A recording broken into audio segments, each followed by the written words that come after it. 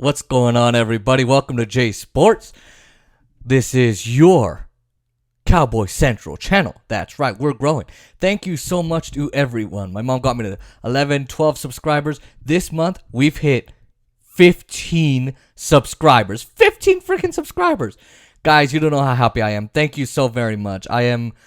I'm just excited. Thank you so much for everything. It means a lot to me. So let's talk about the Cowboys. It's the Cowboys versus Denver Broncos preview and prediction analysis. And I'm just going to say the spread is 10 points in favor of my Dallas Cowboys. Probably means that Dak Prescott is going to be back and most likely will be playing. And Dak Prescott actually said in a press conference, I like to play, not watch. You know, that's kind of a good indication that he would be back, but there are some other good indications that he'll be back. Now, Denver is 4-4. Their offense is horribly bad, and I mean bad. Like, I thought Washington was bad, but boy, oh boy. Their defense is statistically good. Cowboys' offense was number 1 last week. Of course, it dipped down to number 3 without Dak Prescott playing, and we had Cooper Rush, but they still score about 32 points per game, which is pretty freaking awesome. The over-under is at 49.5, so it's all a good sign for this game at home against Denver for Dallas. Now, Denver began the year pretty hot, and I mean blazing. They beat a terrible Giants team 27-13. They beat a bad Jaguars team with the Jaguars team 23-13. So, both teams scored 13 there, and they beat the Jets 26-0. Since then, though, they are just 1-5. They lost to the Steelers and the Ravens. Two good quarterbacks there. They lost to the Raiders. They suck. And with Henry Ruggs III doing what he did, they really suck now because Darren Carr and Henry Ruggs really worked well together, and now I'm excited for them not to. I'm sorry, but I have to. They beat the Browns. There's an okay quarterback there. And, of course, they beat the Washington football team. Bad, awful, terrible quarterback in Taylor Heineke. The defense has done well against better or lesser quarterbacks. I'm sorry. But now they get to see Dak Prescott, and they get to play against him. The best quarterback in the NFC East, and I would say probably the second best quarterback in the NFL. Now, you do have Tom Brady.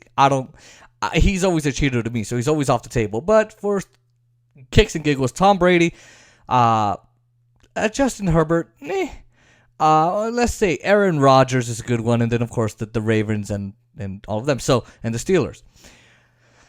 So let's see what team comes out tomorrow for Colorado.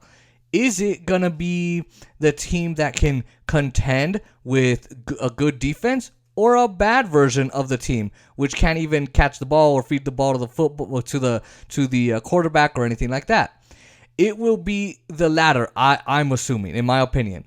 And the best indicator to decide that is the quarterback you're facing, right? So that's been the case for Denver all this time.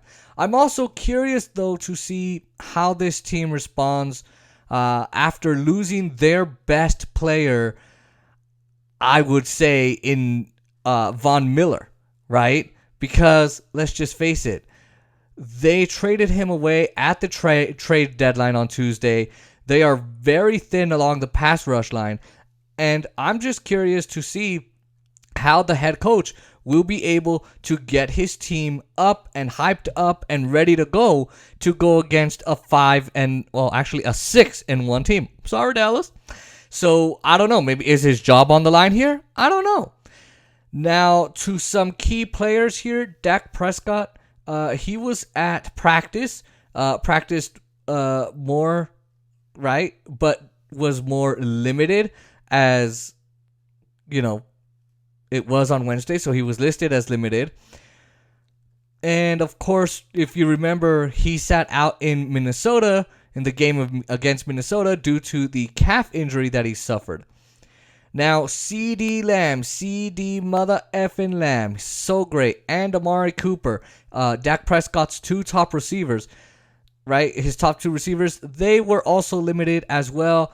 The hamstring issue and the ankle injuries there. I'm not too worried about them there. They're going to be just fine in my opinion.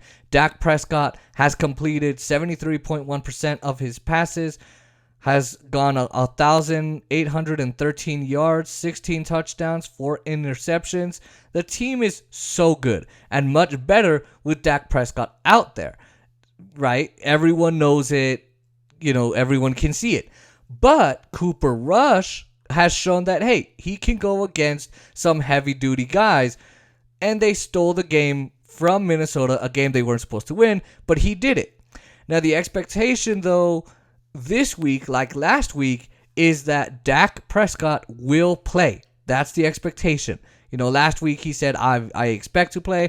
I don't know if Dallas was being more cautious. He did get a little sore on the calf, or if maybe they had more information, the training people then was let out to the public. Now, Tyron Smith, not sure if he'll be able to play this week for the Cowboys. He's got a distinct injury, but a bone spurs basically.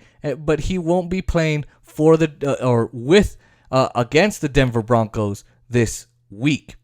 Now, what the O-line will look like, I could see it being, let's see, Terrence Steele or La'el Collins or both, right? There has to be one of these two guys on the outside at tomorrow's game. Now, they are more comfortable on the team with Steele as left tackle. They need to be the two starters out there, I would say, at tackle. It can't be Tyan Secchi.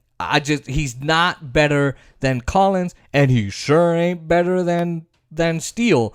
You can't say that, right? You can't say that he is. Okay, so whether they put Steele or Collins out there, we're gonna have to see. I think they could put both there. Who at left tackle and right tackle? I don't know. Could it be Steele at left and Collins at right, or Collins at left, Steele at right? I don't know. Now Tyron Smith, though, with this injury, he's a big guy. I can see him missing 1 or 2 games, possibly even 3. I don't see him missing more than that.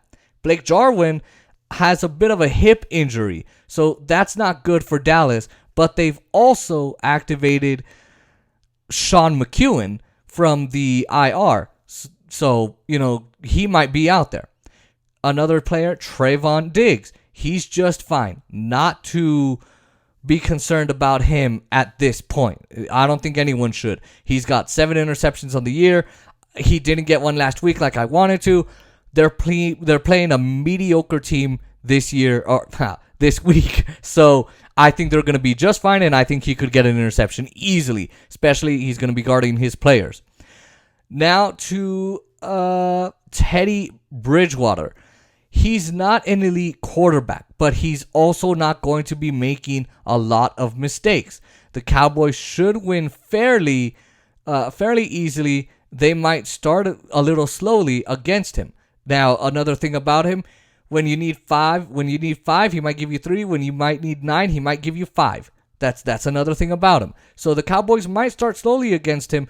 They did that against the Eagles and the Giants. But what we do not need from the Dallas Cowboys is a letdown game, right? They stole the game from Minnesota, a game they weren't supposed to win, but they still did. But again, it wasn't perfect. And, you have them winning against the Giants really well, but they started really slow in the first half. That's fine. I just don't want no sleepy time.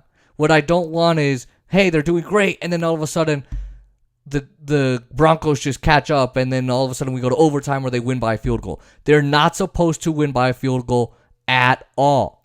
Now, the Cowboys are in the midst of being number 1 this week. Aaron Rodgers is out for at least a game or so this week, and the Cowboys have more opportunities now to get more wins and get that coveted number 1 seat and the only bye in the postseason. Now, Aaron Rodgers got COVID. I guess he lied on his vaccination status, and there you go. The Denver defense has cooled down now, and they're down their best player. So Cowboys have the best opportunity this week. If they don't take advantage of it, I don't know what to tell you. But knowing my Dallas team, I think they're going to come out with a win tomorrow. Predict the score for me in the comments. I got it at 30-20 Cowboys. My friend Oscar Montiel and Tom Downey from the Dallas Cowboys Report and my guy from Law Nation has got it at 30-17. I got it at 30-20. I think they're capable of getting another field goal, but let me know what you think in the comments down below. Now, this has been your preview. I will provide you with a post-game analysis, and I will see you guys next time. Now, make sure you like, comment, share, and subscribe to the channel. Press that post notification bell so you don't miss that other post-game analysis when you see me excited that they won.